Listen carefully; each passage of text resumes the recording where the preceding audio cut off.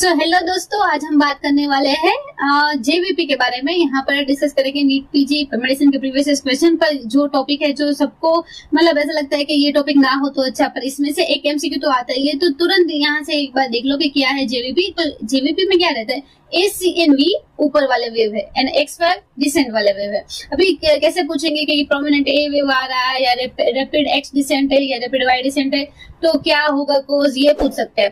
तो यहाँ से 3 से 4 क्वेश्चन जो है वो पिछले 5 साल में रिपीट हो गए हैं। तो क्या है वो, तो सबसे पहले जो वेव है वो क्यों आता है। ए वेव आता है due to atrial contraction, atria जो है वो कॉन्ट्रैक्ट करता है, इसलिए आता है ए वेव। तो अगर कहीं पर भी अगर राइट एट्रिया में थ्रोम्बस है या एट्रिया से वेंट्रिकल में ब्लड को जाना है पर बीच में स्टेनोसिस हो गया है तो है, या पल्मोनरी हाइपरटेंशन, ये सारे में क्या रहेगा कि ए वेव जो है प्रोमिनेंट आएगा। तो ये पिछले साल ही पूछा गया था कि ट्राइकस्पिड स्टेनोसिस में क्या दिखता है, तो ट्राइकस्पिड स्टेनोसिस में दिखता है ए वेव दिखता है इसमें। तो फिर दूसरा जो था कि कैनन ए वेव अपीयरेंस किस में दिखता है, तो कैनन फॉर कंप्लीट याद रखना है, तो कैनन ए वेव दिखता है कंप्लीट एवी ब्लॉक में दिखता है। देन वेंट्रिकुलर टैकीकार्डिया में दिखता है, प्रीमेच्योर बिट्स जब आती है तब कैनन ए वेव दिखता है। कैनन ए वेव के बारे में सीधा क्वेश्चन तो पूछा नहीं गया, पर वो सबके ऑप्शन में आता रहता है, तो वो भी आईएमपी है। देन एब्सेंट ए वेव, ये भी 2 बार पूछा गया है। Atrial fibrillation it is the most IMP topic, 2 से 3 बार पूछा गया है, ऐसे एक ही पेपर में 2 से 3-4 क्वेश्चन है इसके। तो अगर एब्सेंट ए वेव है तो एब्सेंट ए वेव में अफसोस करना है, अफसोस मतलब AF एट्रियल फिब्रिलेशन, अफसोस हो रहा है तो ए वेव नहीं आ रहा है इसलिए अफसोस हो रहा है, तो absent A wave in atrial fibrillation. अभी आगे जाएंगे कि सी वेव के बारे में भी एक बार क्वेश्चन पूछा गया था कि सी वेव हमें क्यों दिखता है। तो सी वेव इसलिए दिखता है due to bulging of tricuspid wall into right atrium during the ventricle contract. जब वेंट्रिकल होता है वो कॉन्ट्रैक्ट करता है तब ऐसे राइट एट्रियम में ट्राइकस्पिड वॉल का बल्ज हो रहा है, तब सी वेव दिखता है। देन एक्स वेव डिसेंट वाला वेव है, तो एक्स वेव कब दिखेगा, जब एट्रिया रिलैक्स हो रहा है तब दिखेगा। अभी देखो एब्सेंट एक्स वेव, एक्स से ये क्या याद रखना है कि किसी की अगर एक्स चली गई है, एब्सेंट है नहीं, तो उसको क्या कि हृदय उसका चीर जाएगा, टीयर हो जाएगा इसमें। तो एब्सेंट एक्स है, it is seen in severe TR means tricuspid regurgitation, तो ट्राइकस्पिड रिगर्गिटेशन में दिखेगा एब्सेंट एक्स वेव। देन अगर वो एक्स दिखेगी उनको फिर से, तो रैपिड एक्स वेव किस में दिखेगा, तो टेम्पो बढ़ जाएगा, कार्डिया का उसका टेम्पो बढ़ जाएगा। तो रैपिड अगर एक्स उसको दिख रही है तो it is due to cardiac tamponade. Then V wave, it is due to venous filling. अभी देखते हैं किसी का अगर मतलब ब्रेकअप हो गया है, मतलब टीयर हो गया, उसका दिल चीर हो गया, टीआर हो गया, ट्राइकस्पिड रिगर्गिटेशन, तो उसमें सबसे पहले अपने सारे दोस्त है वो वी जो है वो साथ में आ जाता है। तो V dominant in tricuspid stenosis, भले ही उसमें एक्स ना हो पर वी डोमिनेंट हो जाएगा, बराबर है। फिर वाई क्यों होता है, तो ड्यू टू पैसिव एम्प्टिंग की वजह से होता है, due of right atrium to right ventricle में पैसिव एम्प्टिंग होता है इसलिए होता है। तो प्रोलॉन्ग कि कब प्रोलॉन्ग रहेगा, देखो अभी ट्राइकस्पिड स्टेनोसिस वो जो वाल है वो स्टेनोस हो गया, मतलब कम जगह है, तो प्रोलॉन्ग रहेगी क्योंकि राइट एट्रिया से राइट वेंट्रिकल में जाने से मतलब ज्यादा टाइम लगेगा, तो प्रोलॉन्ग रहेगा। देन रैपिड, कब जल्दी जाएगा, जब कंस्ट्रक्टिव पेरिकार्डिटिस होगा ना, कंस्ट्रक्टिव पेरिकार्डिटिस, तब वो जल्दी से जाएगा। देन एब्सेंट, वाई वेव कब एब्सेंट रहेगा, देखो वाई के आने वाई नहीं है तो कार्डियक का टेम्पो वाई से एब्सेंट हो जाएगा, एक्स आने से ऐसे धक धक करेगा कार्डियक का टेम्पो, और वाई के आने से एब्सेंट हो जाएगा, ऐसा याद रखना है। तो ये हो गया हमारा जेवीपी। अभी So we are discussing NEET PG 2022 previous question medicine के 23 MCQ से टोटल। तो आप देख रहे हैं पैथलिंक और मैं हूँ डॉक्टर सिद्धि दवे। तो if it doesn't challenge you, it doesn't change you, तो सबसे पहला क्वेश्चन देख लेते हैं। सबसे पहला क्वेश्चन था, it is all about diabetic ketoacidosis के बारे में था। इससे रिलेटेड कोई ना कोई एक क्वेश्चन तो होता ही है। तो उसमें मैनेजमेंट में क्या करोगे, तो मैनेजमेंट में ivy fluids and regular insulin देना है। देन दूसरा क्वेश्चन जो पूछा गया था कि एक पेशेंट है HIV पॉजिटिव, उसकी चल रही है हाई एक्टिव ART चल रही है, तो अभी हमें मॉनिटर करना है कि हमने जो ART दी है वो बराबर काम कर रही है कि नहीं कर रही है। तो उसके लिए क्या करना पड़ेगा, तो उसके लिए हमें एसेस करना पड़ेगा वायरल लोड। और वायरल लोड में क्या देखना है कि जब इनिशिएशन हो थेरापी का तब 10-fold डिक्रीज होना चाहिए HIV का RNA इन 1 to 2 months में। और during first of month of therapy CD4+ rise होने चाहिए। ये है इसके क्राइटेरिया। वायरल लोड तो एसेस करना है to monitor the efficacy of our high active ART। Then the next question पूछा गया था, उसमें सिम्टम्स दिए गए थे माइग्रेन के सिम्टम्स क्या है, तो यूनिलैटरल पेन हो रहा है, थ्रोम्बिक पेन हो रहा है, देन अगर मॉडरेट टू सीवियर इंटेंसिटी है, देन नोजिया, वॉमिटिंग, फोटोफोबिया है, फोनोफोबिया है, ये सारी चीज है, तो उसमें माइग्रेन है। तो माइग्रेन का अगर एक्यूट अटैक हो रहा है तो उसकी ड्रग ऑफ चॉइस क्या रहेगी, ट्रिप्टान, सुमाट्रिप्टान, तो इसकी ड्रग ऑफ चॉइस है, तो ये था इसका answer.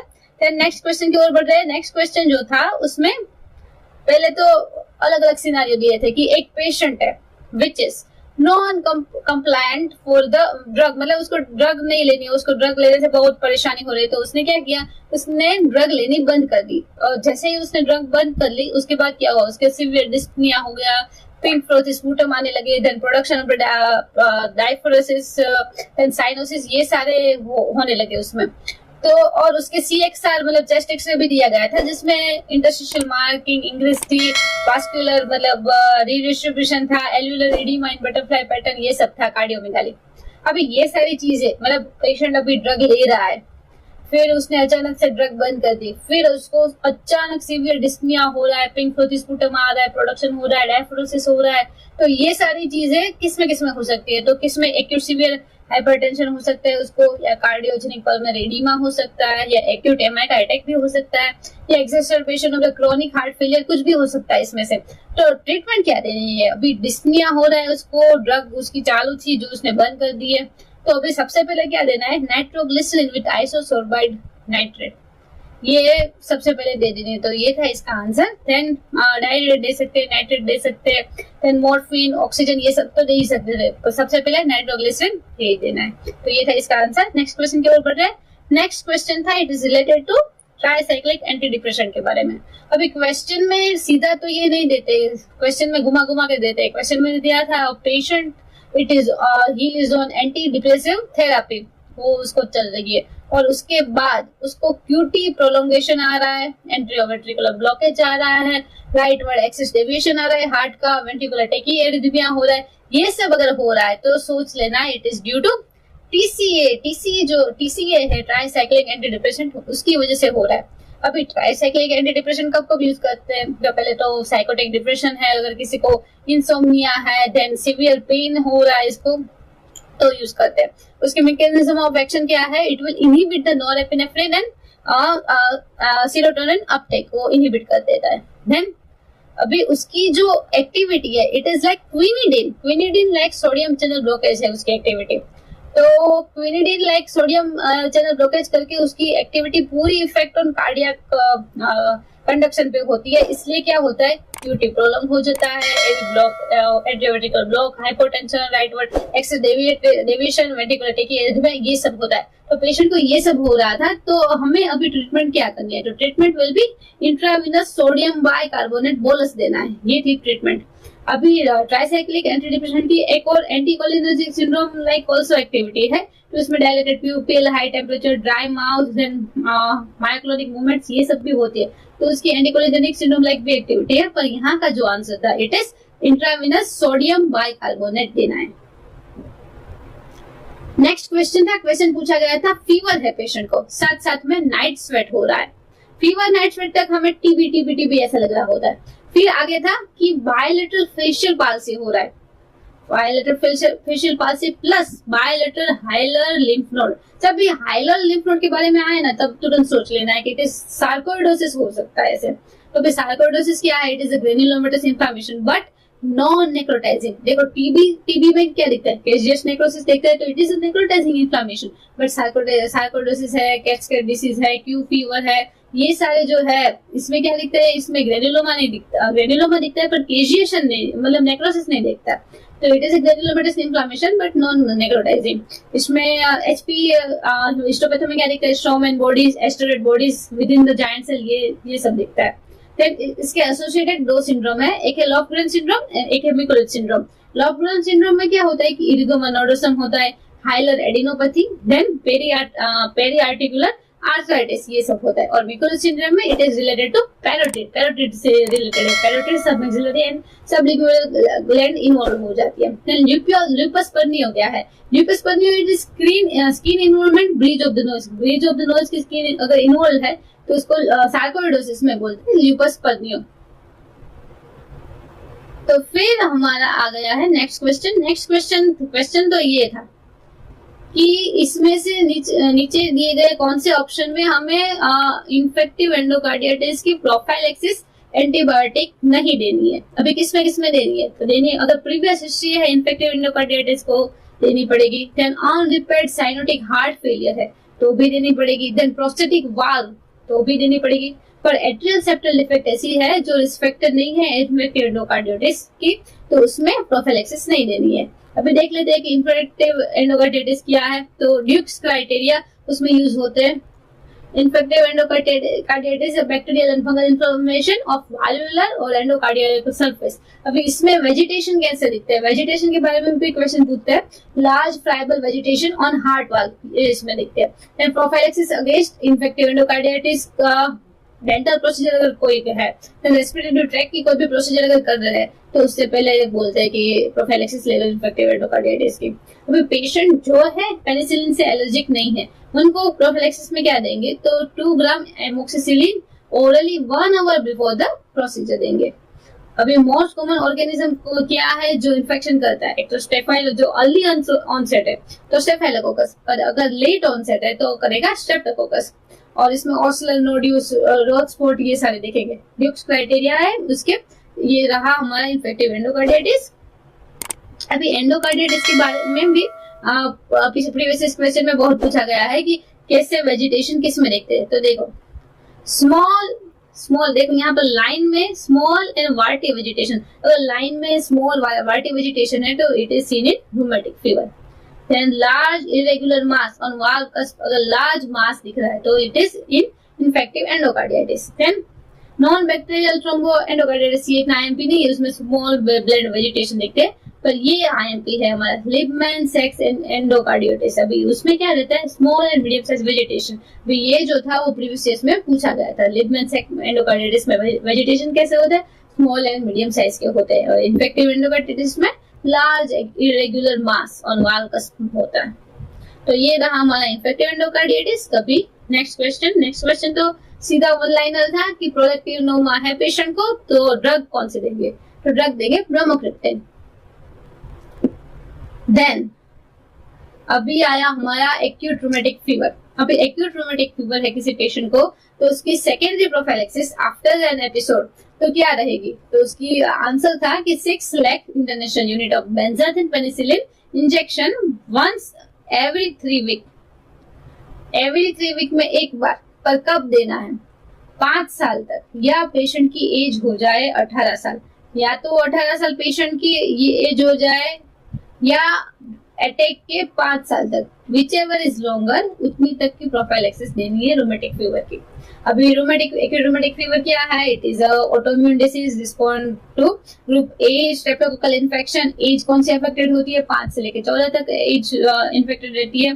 Then upper respiratory tract infection होता है, फिर उसमें मोलिकुलर मिमिक्री हो जाती है और सम एम सीरोटाइप के रिएक्शन होते हैं इसमें, तो हो जाता है एक्यूट रूमेटिक फीवर। तो प्रोफाइलैक्सिस का यही याद रखना है। अगर रूमेटिक फीवर सिर्फ है विदाउट कार्डियाटिस तो क्या करना है? 5 साल तक या 18 साल तक पेशेंट की एज हो। अटैक के 5 साल के बाद या पेशेंट की एज हो 18 साल, तब तक हमें देनी है प्रोफाइलैक्सिस। विथ कार्डियाटिस है, पेशेंट को रूमेटिक फीवर है प्लस कार्डियाटिस के कंप्लेन है, पर वाल्वुलर डिसीज नहीं है, तो 10 ईयर तक आफ्टर द अटैक या 21 ईयर ऑफ एज जब पेशेंट की हो जाए तब तक हमें देनी है प्रोफाइलैक्सिस। देन रूमेटिक फीवर भी है, कार्डियाटिस भी है एंड वाल्वुलर डिसीज भी है, ये तीनों है तो अटैक के बाद 10 ईयर तक या पेशेंट की एज हो जाए 40 ईयर की या लाइफ लॉन्ग प्रोफाइलैक्सिस इसमें देनी है। तो ये हो गया हमारा रूमेटिक फीवर। रूमेटिक फीवर उनको आंसर लाना हो ना तो ये वाली हिस्ट्री देंगे कि migratory asymptomatic polyarthritis affected large joint, then high grade fever है, एरिथेमा मार्जिनेटम है, सबक्यूटेनियस नोडुल दिख रहे हैं, Sydenham's chorea is related to acute rheumatic fever. Then Aschoff body, Aschoff body के बारे में भी प्रीवियस में पूछा गया था, उसमें हिस्टोपैथोलॉजी में हिस्टोपैथो का जो सेक्शन था इसमें लिख रही थी Aschoff body and Anitschkow cell. Then fish mouth appearance, grossly जो वाल का अपीयरेंस है, it is fish mouth appearance in acute rheumatic fever. And modified Jones criteria, it is used to diagnosis. अभी ड्यूक्स क्राइटेरिया किसके लिए diagnosis कर रहे थे? Infective endocarditis के लिए. इसके लिए रोमेटिक फीवर के लिए मॉडिफाइड जोन्स क्राइटेरिया. अभी doctor after I tell about my past medical history, फिर डॉक्टर सोच रहा है कि how are they still alive. सही में. नेक्स्ट देखो, नेक्स्ट क्वेश्चन सिंपल था, वेरी सिंपल. इसमें पूछा गया था कि नीचे में से कौन सा है वो मैन 1 में या मैन 2 में मतलब है और कौन सा नहीं है, ये सिर्फ पूछा गया था. तो उसके लिए सीधा एक पूरा एक अच्छा सा टेबल है, सिर्फ ये याद करना है. मैन 1 का मीमोनिक है पारपान पीट, बराबर है. तो अभी पिट्यूटरी, पेनक्रियाज एंड पैराथायरॉइड तक इन्वॉल्व होता है मैन 1 में. देन मैन 2A में पैराथायरॉइड, थायराइड एंड पियोग्लोमोसाइटोमा, ये 3 अफेक्टेड होते हैं, मतलब ये 3 डिसीज होता है. एंड मैन 2B, ये पूछा गया था कि मैन 2B में नीचे में से कौन सा शामिल नहीं होता. तो मैन 2B में क्या क्या शामिल हो रहा है? थायराइड शामिल हो रहा है, देन पियोग्लोमोसाइटोमा हो रहा है, and mucosal neuroma and marfanoid habits वो हो रहा है. तो मैन 2B में parathyroid is not involve. MEN 1 में पिट्यूटरी, पेनक्रियास, पैराथायरॉइड, ये अपर वाले 3 हो गए.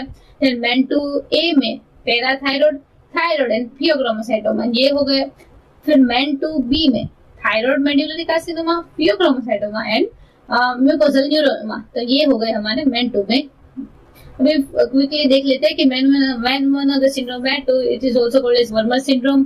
पैराथायरॉइड एडिनोमा होगा, पेनक्रियाटिक ट्यूमर में मोस्ट कॉमन गैस्ट्रिनोमा होगा and most common site is duodenum. फिर पिट्यूटरी एडिनोमा में मोस्ट कॉमन होगा प्रोलेक्टिनोमा, जिसका अभी ब्रोमोक्रिप्टिन जो पूछी थी ना, रॉक ऑफ चॉइस, तो यही एक ही पेपर में 2 ऐसे रिलेटेड क्वेश्चन पूछे गए. मैन 2 सिंड्रोम क्रोमोसोम 10 में है, रेड जीन है उसमें, it is also called as Sipple syndrome. अभी मैन 2A है, मैन 2A में क्या रहेगा? Parathyroid, thyroid and pheochromocytoma. और मैन 2B में thyroid, pheochromocytoma and mucosal neuroma. MEN 2B में पैराथायरॉइड नहीं इन्वॉल्व होता है, ये था इसका आंसर. देन मैन 4 में क्या रहेगा? मैन 4 में CDKN1B क्रोमोसोम 12 इज इन्वॉल्व. इसमें भी देखो पैराथायरॉइड एडिमा मैन 4 में भी है. पिट्यूटरी एडिनोमा है, then testicular tumour, neuroendocrine, cervical carcinoma, adrenal and renal tumours, ये सारे आते हैं मैन 4 में. अभी नेक्स्ट क्वेश्चन तो था जो 1 लाइनर था, वेंट्रिकुलर टेकीकार्डिया है, तो कौन सी आप दोगे? तो drug of choice will be intravenous amiodarone. देखो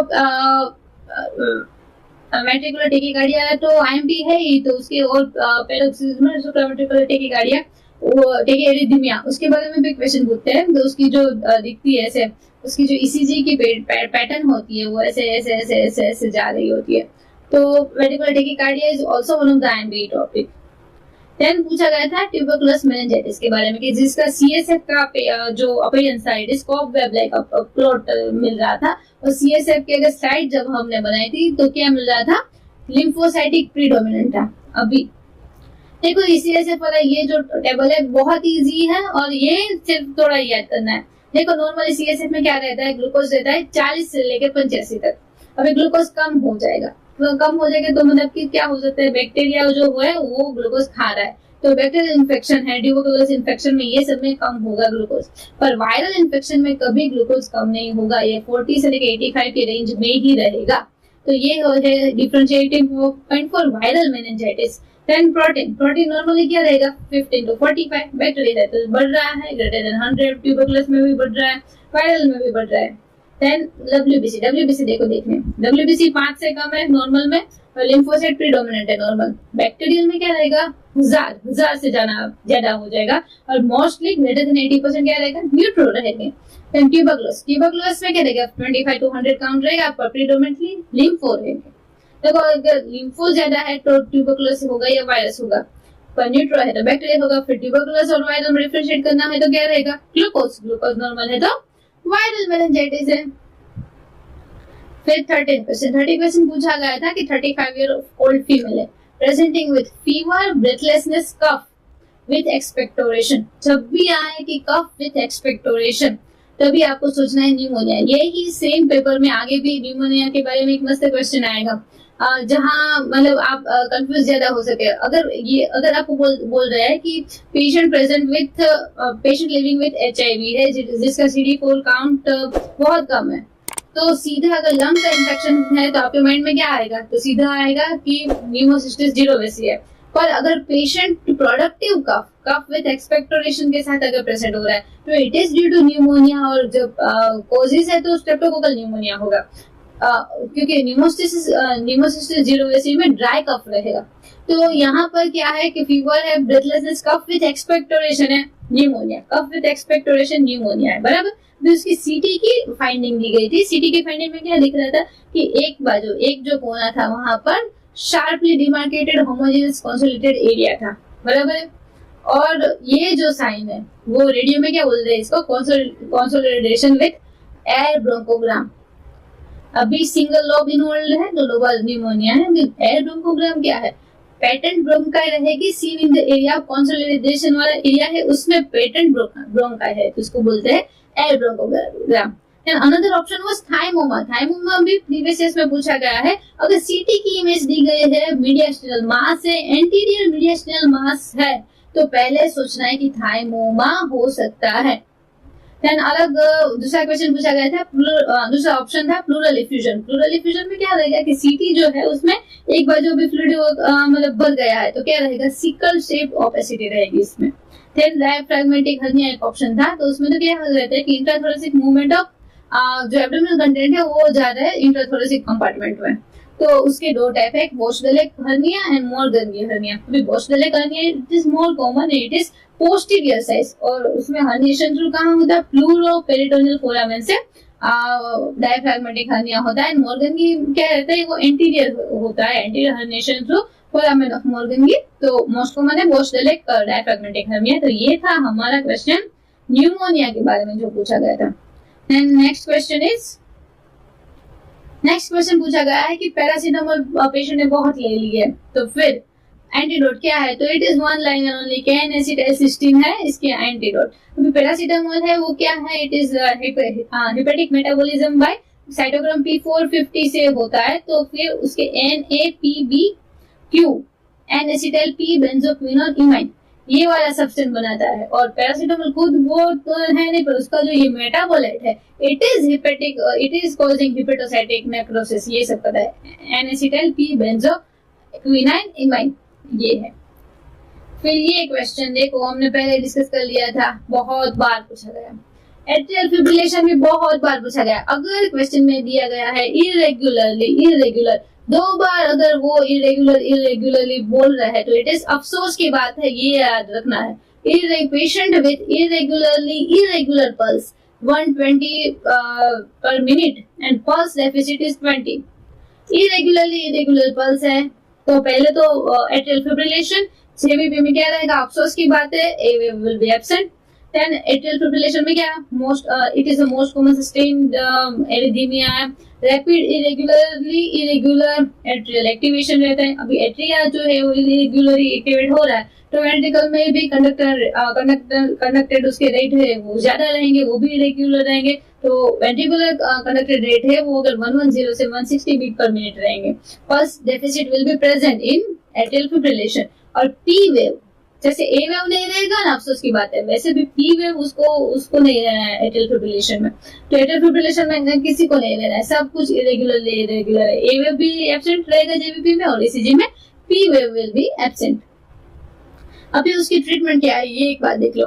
अगर हेमोडायनेमिकली स्टेबल पेशेंट है तो हमें सिर्फ क्या करना है कि उसका जो वेंट्रिकुलर रेट का जो इरेगुलरिटी है वो बराबर करनी है। तो उसमें हमें देना है बीटा ब्लोकर या कैल्शियम चैनल ब्लोकर, वेरापामिड या DTSM।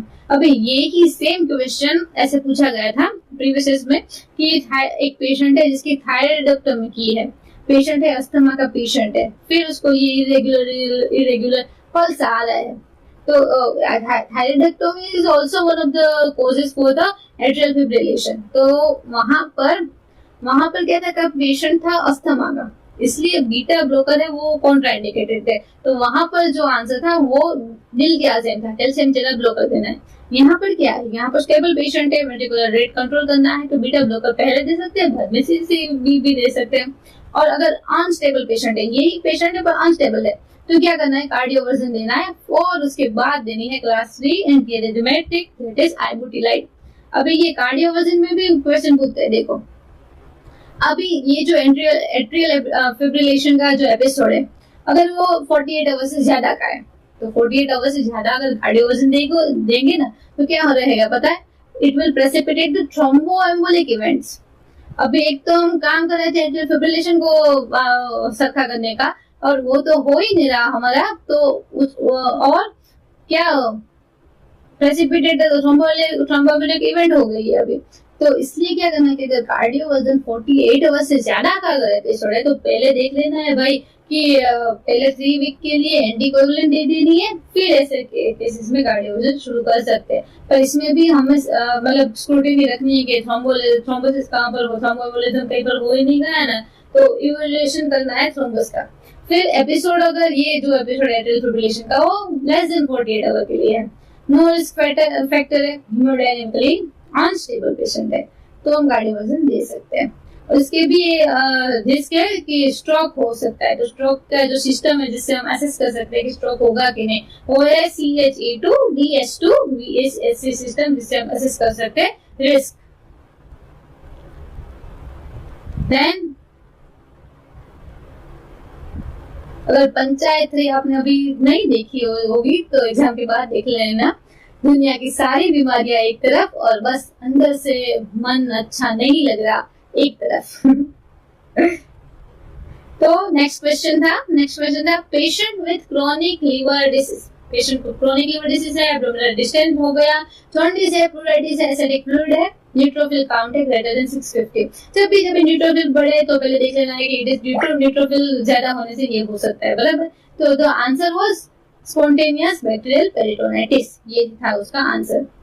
Then most common causes it is due to E coli की वजह से होता है। अभी दूसरा जो ऑप्शन था ये क्वेश्चन में वो था मैलिग्नेंट एसाइटिस। तो मैलिग्नेंट एसाइटिस कब होगा पेशेंट को, तो जब इंट्रा एब्डोमिनल या एक्स्ट्रा एब्डोमिनल मैलिग्नेंसी होगी तब होगा। और उसमें जब भी मैलिग्नेंसी होती है और उसका अगर फ्लूइड मतलब जमा होता है तो उसका जो फ्लूइड होगा वो प्रेजेंटिंग विद ब्लडी अपीयरेंस, और उसमें जो ट्यूमर मार्कर है वो हाई रहते हैं।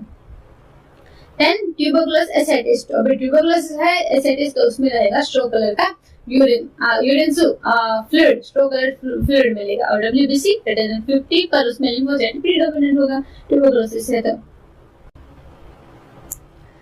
अभी नेक्स्ट क्वेश्चन जो पूछा गया था वो था कि patient presenting with jaundice with increased bilirubin and alkaline phosphate, liver के सारे एंजाइम नॉर्मल है, लीवर के सारे एंजाइम नॉर्मल है, तो मतलब हेपेटिक जॉन्डिस तो है नहीं, हेमोलिसिस की कुछ हिस्ट्री दी गई नहीं थी, तो ये था obstructive jaundice. Very easy question. Then next question paper है, next question it is very interesting. Patient coming with fever, arthralgia, ulcer, fatigue since 6 month से है, प्लस हेमेटोरिया भी है। 6 मंथ से, देखो 6 मंथ से कोई कंडीशन, टाइम देख लेना है कि टाइम से बहुत कुछ पता चलता है कि एक्टिव होगा या क्रोनिक होगा, कैसा होगा। फिर यूरिन में दिखा है RBC कास्ट एंड प्रोटीनुरिया, तो आंसर वाज लिपस नेफ्राइटिस। भी ये आंसर कहां से है हम देखते हैं। भाई लिपस नेफ्राइटिस है क्या, lips nephritis it is a complication of systemic lips erythematous. अब सिस्टेमिक लिपस एरिथेमेटस में क्या दिखता है, तो बटरफ्लाइज टिपिकल उसके बटरफ्लाई रैशेस दिखते हैं, फोटोसेंसिटिविटी एंड पॉलीआर्थराइटिस, प्लूराइटिस, पेरिकार्डिटिस, ये सब रहता है उसमें। अभी इसमें कौन से ऑप्शन दिए गए थे देखते, देखो एक्यूट इंटरस्टिशियल नेफ्राइटिस एक ऑप्शन था। अभी नाम में ही एक्यूट, तो 6 महीने से तो हो नहीं सकता, एक्यूट इंजरी की वजह से होगा। इंटरस्टिशियल नेफ्राइटिस में क्या रहेगा कि ओलिगोयूरिया रहेगा, then creatinine level will be increase. Causes क्या रहेंगे, एनसेड की वजह से, पॉलीनेफ्राइटिस उसकी वजह से, देन ल्यूकेमिया, सेप्सिस, उससे होता है एक्यूट इंटरस्टिशियल नेफ्राइटिस। दूसरा एक ऑप्शन था PSGN। अभी PSGN किस में दिखता है, तो children, male patient 2 to 14 year old और आफ्टर फेरेंजियल इन्फेक्शन, कोई भी इन्फेक्शन के बाद, पोस्ट स्ट्रेप्टोकोकल नाम ही है तो कोई इन्फेक्शन के बाद रहेगा, और इन्फेक्शन में Cola coloured urine and flank pain, ये सारी अगर हिस्ट्री दी गई है तो होगा PSGN और उसमें दिखती है RBC कास्ट दिखती है। Then another option was IgA nephropathy. अभी IgA नेफ्रोपैथी में क्या है कि उसमें मैसेंजर डिपॉजिट रहेगी, recurrent macroscopic haematuria after upper respiratory tract infection रहेगी, ये इसकी हिस्ट्री रहेगी। उनको अगर IgA नेफ्रोपैथी लाना है ना तो macroscopic haematuria after upper respiratory tract infection and it is associated with एनोसोलिन पर्पुरा, तो ये सारी हिस्ट्री देंगे। तो कभी कभार क्या होता है कि हमको अगर नहीं पता है कि आंसर क्या है तो फिर भी जो पता है कि देखो एक्यूट में तो ये 6 महीने वाली होगी नहीं, पोस्ट स्ट्रेप्टोकोकल में ये हो रहा है, IgA नेफ्रोपैथी होगी नहीं, तो इससे हम डिडक्ट करके भी हमारा आंसर लूपस नेफ्राइटिस ला सकते हैं ऐसे।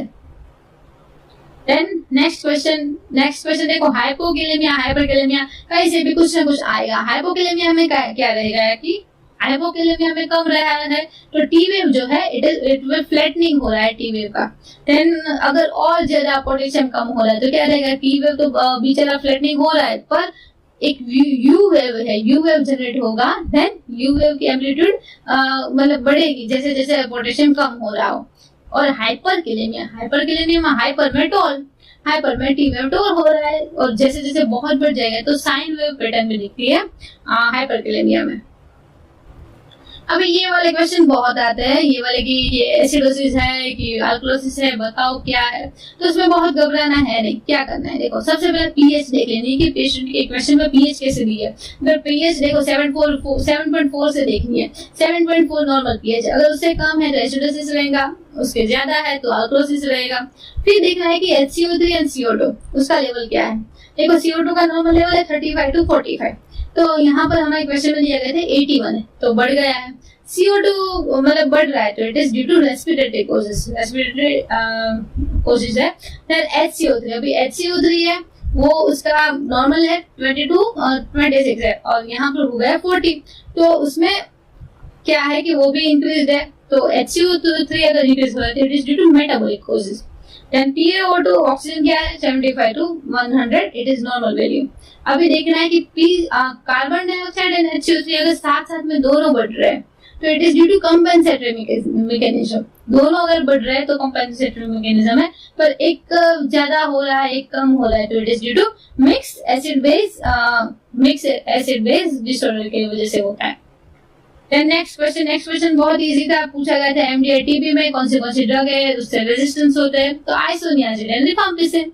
Then next question it is also easy कि एंटी HBC दिया गया था कि उसमें IgM पॉजिटिव है। अभी IgM पॉजिटिव कब आता है, एक्यूट इन्फेक्शन में, क्रोनिक इन्फेक्शन में IgG आता है।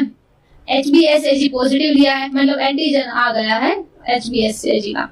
HBs एंटी एंटी वाली जो एंटीबॉडी है वो नहीं बनी है अभी, तो एंटीबॉडी तो थोड़े दिन बाद बनेगी ना, तुरंत नहीं बनेगी ना। एंटी HCV वो भी नेगेटिव है तो it is active hepatitis B. अभी ये वाला ग्राफ है ये भी इट इज इजी। पहले शुरू में क्या है कि HBeAg एंड HBsAg दो है, दो उनका प्रमाण रहता है ज्यादा। देन जैसे जैसे टाइम जाता है वैसे HBsAg कम होता है। देन बाद में एंटी HBe रहता है और एंटी HBc एक ऐसा है कि वो उसका एक बार वो नीचे नहीं गिरता, उसका प्लेटो लाइफ लॉन्ग ऐसे प्लेटो आ जाता है, किसका, एंटी HBc का, बराबर। और थोड़े दिनों के बाद एंटी HBs भी बढ़ता है। तो ये था पूरा हमारा hepatitis B virus. Then next question was कि चाइल्ड ने ली है 10 to 12 फेरसल्फेट ड्रग इंजेस्ट करिए। देखो यही सेम पेपर में आगे कौन सी ड्रग ली थी, पैरासिटामोल एक्सेसिव इंजेस्ट कर ली थी पेशेंट ने, तो उसमें क्या आंसर था कि N-acetylcysteine थी उसमें उसकी एंटीडोट। यहाँ पर पैरासल्फेट की एंटीडोट क्या है, डेफेरुक्सेमाइन। फिर दूसरा जो उसका ऑप्शन थे वो था एक्टिवेटेड चारकोल। अब एक्टिवेटेड चारकोल कब देंगे, तो वो देंगे PCM या ओपियोइड के ओवरडोज में। देन दूसरा एक ऑप्शन था डायमर्केपॉल या BAL, भी वो किस में देंगे, वो देंगे आर्सेनिक है, मर्क्यूरी पॉइजनिंग है या विल्सन डिसीज ये सब में देंगे। फिर एक था डी पेनिसिलेमाइन, तो वो किस में देंगे, वो देंगे विल्सन डिसीज में देंगे। तो यहाँ पर खत्म हो रहे हमारे 23 MCQ नीट 2022 के मेडिसिन सेक्शन के। तो अभी ये देख के बोलो कि इसमें ये वाला जो मूवी है बाबू मोशाय जिंदगी बड़ी होनी चाहिए लंबी नहीं, ये वाला जो मूवी है उसमें अमिताभ बच्चन को कौन सा डिसीज हो गया है ये आपको कमेंट में बताना है। तो कौन सा डिजीज है ये तो आपको ढूंढना पड़ेगा, अगर आपने मूवी देखी है तो भी पता चलेगा। एक बड़ा सा नाम वाला एक है, कैंसर का नाम है, वो बताना है। तो this is doctor Siri Dave signing of.